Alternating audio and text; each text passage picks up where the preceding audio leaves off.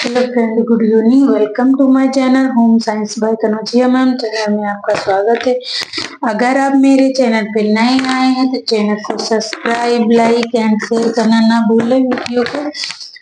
और जो बच्चे नए आए हैं वो भी चैनल को सब्सक्राइब कर लें। और जो बच्चे हमारे साथ जुड़कर फ्री फ्री आप अगर तैयारी करना चाहते हैं होम साइंस से संबंधित, UP TGT, PGT, LTGIC, UGC NET, JRF और अदर स्टेट भी, जैसे कि बिहार है, बिहार स्टेट है, बिहार टीयर 4 है, तो हम इसकी तैयारी भी कराएंगे बिल्कुल निःशुल्क, बिल्कुल एकदम से फ्री।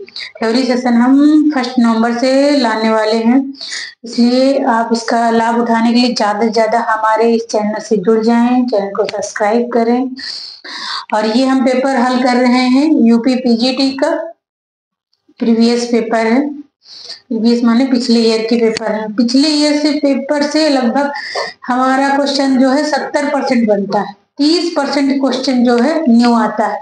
इसलिए प्रीवियस पेपर जो है लगाना, पीवाईक्यू में लगाना उनको बहुत जरूरी होता है। इसलिए हम पीवाईक्यू पहले करा रहे हैं, फिर थ्योरी कराएंगे और 2 सेशन हमारे चलते रहेंगे। एक तो पीवाईक्यू भी चलेगा और थ्योरी भी चलेगा, एकदम फ्री निःशुल्क।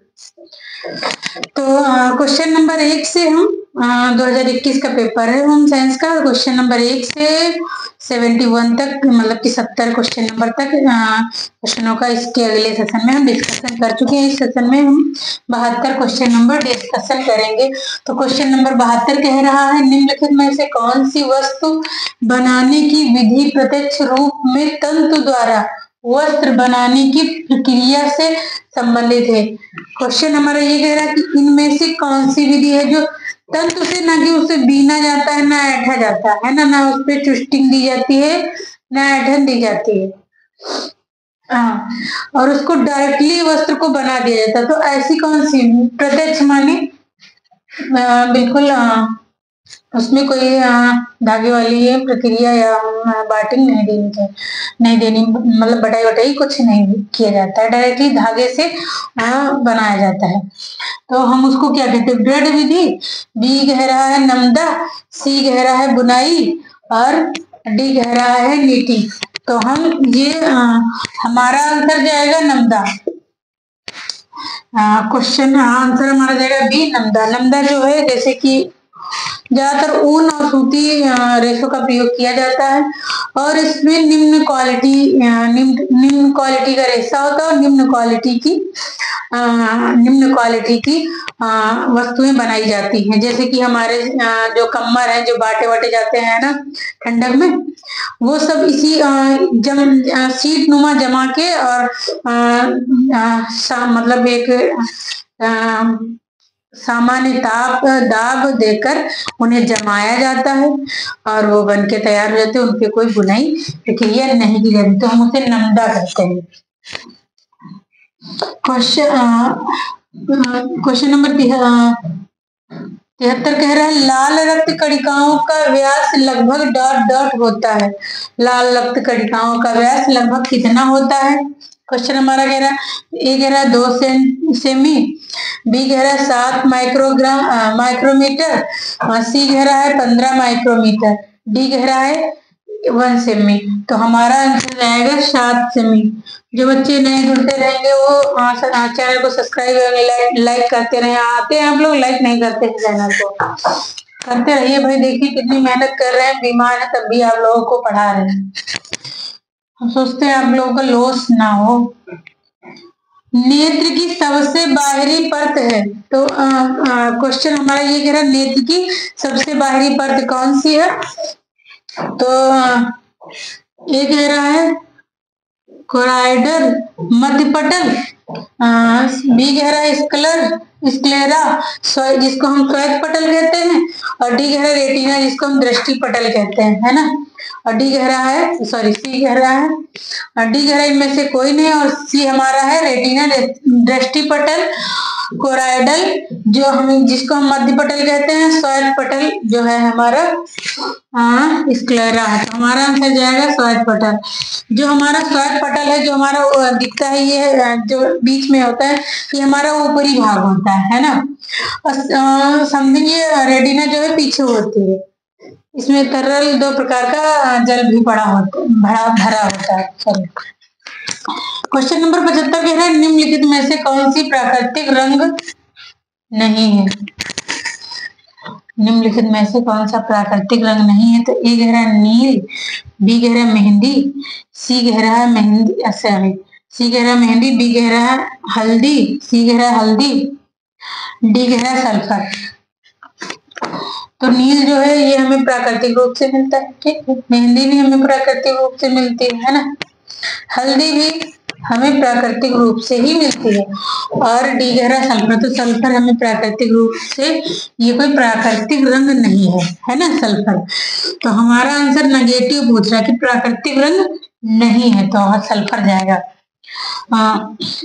क्वेश्चन नंबर 76 कह रहा है भारत में व्यवहारिक पोषण कार्यक्रम ANP से कौन सी अंतरराष्ट्रीय संस्था संबंधित है।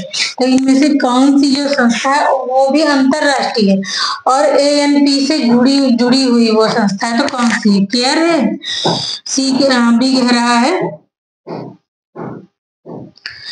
कह रहा है एकीकृत बाल विकास सेवा है, सी कह रहा है निप्सिड है, डी कह रहा है यूनिसेफ है। तो हमारा आंसर जाएगा एकीकृत बाल विकास योजना है, जो ANP के अंतर्गत काम करती है अंतरराष्ट्रीय स्तर पर।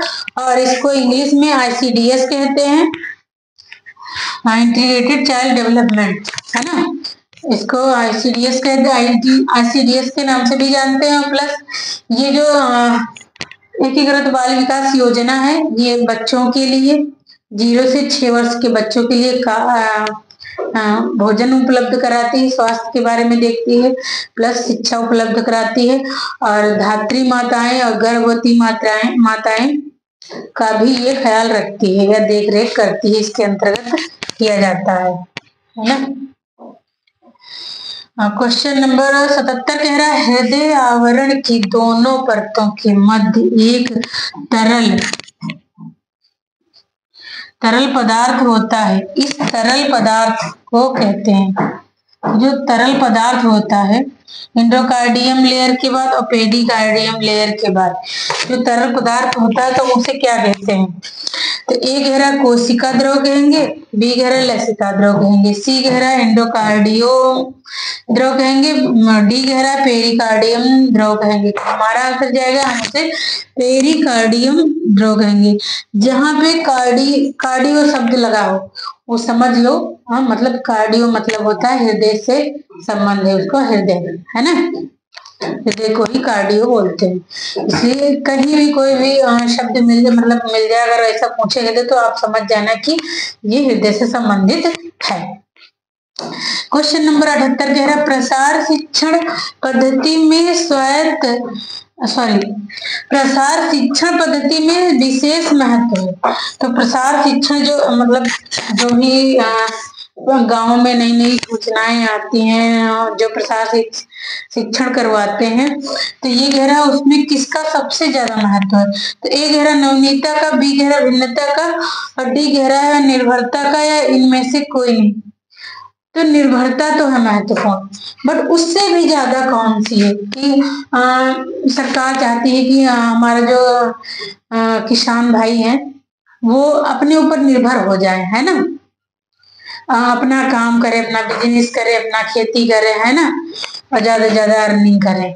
तो उनको उनके ऊपर अच्छी से अच्छी खेती करे, नए बीज। तो वो सरकार जो है प्रसार शिक्षण की पद्धति जो है विशेष रूप से उसमें ये महत्व है कि नवनीयता का महत्व है ना, सबसे ज्यादा नवनीयता, क्योंकि नई नई जो पद्धतियां आती हैं, नई नई टेक्नोलॉजी आती हैं और नई नई से उर्वरक आती हैं, तो इसलिए जो है प्रसार शिक्षा में जो है नवनीयता का सबसे ज्यादा महत्व, वो नई नई बातों को सिखाना चाहता है ताकि लोग ज्यादा से ज्यादा तरक्की कर सके और हमारे किसान भाई जो है ज्यादा से ज्यादा इसका लाभ उठा सके, है ना।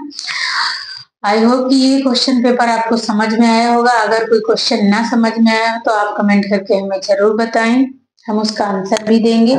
और जो बच्चे नए आए हैं तो हमारे चैनल को प्लीज सब्सक्राइब कर ले। देख लीजिए मैं बीमार हूँ तब भी पढ़ा रहे हैं आपको लोग, कि आप लोगों का लॉस ना हो, क्योंकि पेपर शायद यूपी टीजीटी पीजीटी का फरवरी तक चला जाएगा, फरवरी मार्च तक। मार्च नहीं गई, फरवरी में हो जाएगा, तो मार्च के बाद ही जो हाई स्कूल एंट्री की परीक्षा हो जाएगी, है ना। इसलिए तैयारी करना बहुत जोरों शोरों से ज्यादा जरूरी है। और जो बच्चे हमारे साथ जुड़कर थ्योरी सेशन की क्लास करना चाहते हैं, एकदम फ्री, कोई पैसा नहीं पड़ेगा, यहाँ पे निःशुल्क पढ़ाएंगे।